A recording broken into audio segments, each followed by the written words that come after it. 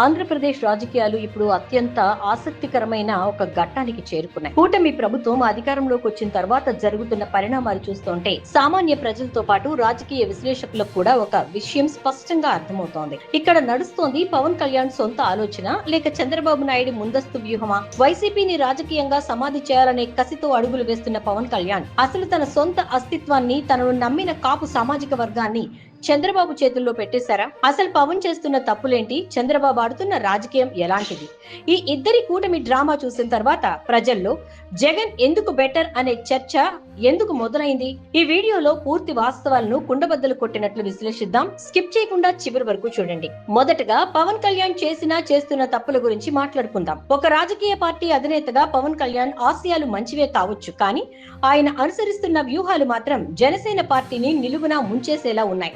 ఆయన చేసిన మొదటి మరియు అతిపెద్ద తప్పు సొంత బలాన్ని తానే తక్కువగా అంచనా వేసుకోవడం. గత ఎన్నికల సమయంలో జనసేన గ్రాఫ్ పీక్స్ లో ఉంది. కాపు సామాజిక వర్గంతో పాటు యువత పవన్ వెనుక గుడ్డిగా నడిచారు. కానీ పవన్ కళ్యాణ్ ఏం చేశారు? కేవలం 21 అసెంబ్లీ సీట్లకు, 2 లోక్సభ సీట్లకు జనసేనను పరిమితం చేసేశారు. ఎన్నో ఆశలతో జనసేన జెండా మోసిన సీనియర్ నాయకులను, యువకులను పక్కన పెట్టేసి చంద్రబాబు సీట్ల సర్దుబాటు లెక్కలకు తల వంచారు. రెండో తప్పు రాజకీయ అస్తిత్వాన్ని చంద్రబాబు పాదాల దగ్గర పెట్టడం. జనసేన పార్టీ తరపున ఎవరికి సీట్ ఇవ్వాలి, ఎవరిని రాజ్యసభకు పంపాలి అనే నిర్ణయాధికారం కూడా పవన్ చేతుల్లో లేదనేది తాజా పరిణామాలు నిరూపిస్తున్నాయి. ఉదాహరణకు జనసేన కోటాలో రాజ్యసభ అభ్యర్థిగా ఎంపికైన లింగమనేని రమేష్ అఫిడవిట్ వ్యవహారమే తీసుకోండి. 100 కోట్ల ఆస్తులుండి 11 చెక్ బౌన్స్ కేసులుండి కనీసం ఒక సొంత కారు కూడా లేదని అఫిడవిట్ లో చూపించిన ఒక పారిశ్రామికవేత్తకు పవన్ కళ్యాణ్ రాజ్యసభ సీట్ ఇచ్చారు. ఎందుకు ఇచ్చారు? ఎందుకంటే ఆ లింగమనేని రమేష్ చంద్రబాబు నాయుడుకి కరకట్టపై గెస్ట్ హౌస్ ఇచ్చిన వ్యక్తి కాబట్టి. అంటే చంద్రబాబుకు కృతజ్ఞత తీర్చుకోవడానికి జనసేనకు వచ్చిన రాజ్యసభ సీటును పవన్ కళ్యాణ్ త్యాగం చేసేశారు. దీన్ని బట్టే అర్థం కావడం లేదా పవన్ కళ్యాణ్ ఆలోచనల వెనుక ఉన్నది చంద్రబాబు ఆదేశాలేనని? ఇక రెండో అంశం చంద్రబాబు నాయుడి రాజకీయం. చంద్రబాబు అంటేనే 40 ఏళ్ల రాజకీయ అనుభవం, లెక్కలు, వ్యూహాలు. పవన్ కళ్యాణ్ భావోద్వేగాలతో రాజకీయం చేస్తే చంద్రబాబు మాత్రం మైండ్ గేమ్ తో రాజకీయం చేస్తారు. చంద్రబాబుకు ఒక విషయం బాగా తెలుసు, వైసీపీని ఒంటరిగా ఢీకొట్టడం టీడీపీకి అంత సులువు కాదు. అందుకే పవన్ కళ్యాణ్ ను ఒక క్యాడర్లా వాడుకున్నారు. వైసీపీ ఓట్లను చీల్చకుండా జనసేన ఓట్లను పూర్తిగా టీడీపీ వైపు మళ్లించడంలో చంద్రబాబు 100కు 100% సక్సెస్ అయ్యారు. అధికారంలోకి వచ్చిన తర్వాత చంద్రబాబు తన అసలు రంగు చూపిస్తున్నారు. పవన్ కళ్యాణ్ కు డిప్యూటీ సీఎం పదవి ఇచ్చి కొన్ని శాఖలు కేటాయించి ఆయన్ను కేవలం ఒక ప్రభుత్వ ప్రచారకర్తగా మార్చేశారు. అంతే తప్ప కీలకమైన హోంశాఖ లేదా ఆర్థిక శాఖ వంటి వాటి దరిదాపుల్లో కూడా రానివ్వలేదు. అంతేకాదు జనసేనలో బలమైన కాపు సామాజిక వర్గ నేతలు ఎదుగుతుంటే వారిని అణచివేయడానికి, టీడీపీలోని కమ్మ సామాజిక వర్గ ఆధిపత్యాన్ని కాపాడుకోవడానికి చంద్రబాబు తెర వెనుక చక్రం తిప్పుతున్నారు. పవన్ ను పొగుడుతూనే ఆయన పార్టీని సొంతంగా ఎదగకుండా చేయటం చంద్రబాబు మార్క్ రాజకీయం. తన అవసరాల కోసం పవన్ ను వాడుకుంటూ చంద్రబాబు తన సొంత ప్రయోజనాలనే నెరవేర్చుకుంటున్నారు. ఇప్పుడు కూటమిలోని ఈ లొసుగులు, చంద్రబాబు ఆధిపత్యం, పవన్ కళ్యాణ్ లొంగుబాటు చూసిన తర్వాత సగటు ఆంధ్రప్రదేశ్ ఓటర్కు ఒక విషయం స్పష్టంగా గుర్తొస్తోంది. అది జగన్మోహన్ రెడ్డి ఎందుకు బెటర్ అనేది. ఎందుకు జగన్ బెటర్ అనే దానికి 3 ముఖ్యమైన కారణాలున్నాయి. మొదటిది ఒంటరి పోరాటం. సింహం సింగిల్ గానే వస్తుంది.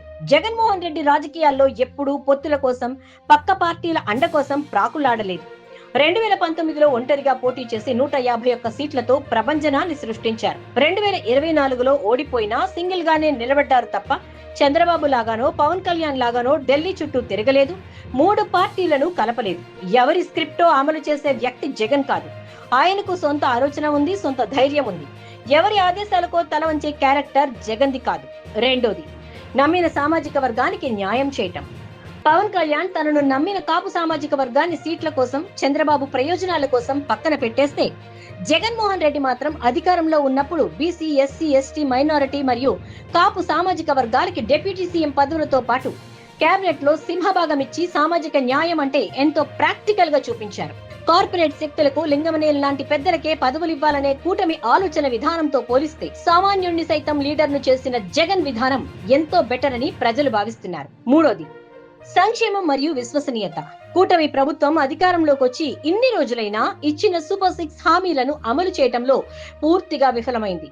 నిధులు లేవంటూ కాలయాపన చేస్తోంది. కానీ జగన్మోహన్ రెడ్డి హయాంలో కరోనా లాంటి తీవ్రమైన సంక్షోభంలో కూడా బటన్ నొక్కి పేదల ఖాతాల్లోకి నేరుగా డబ్బులు పంపారు.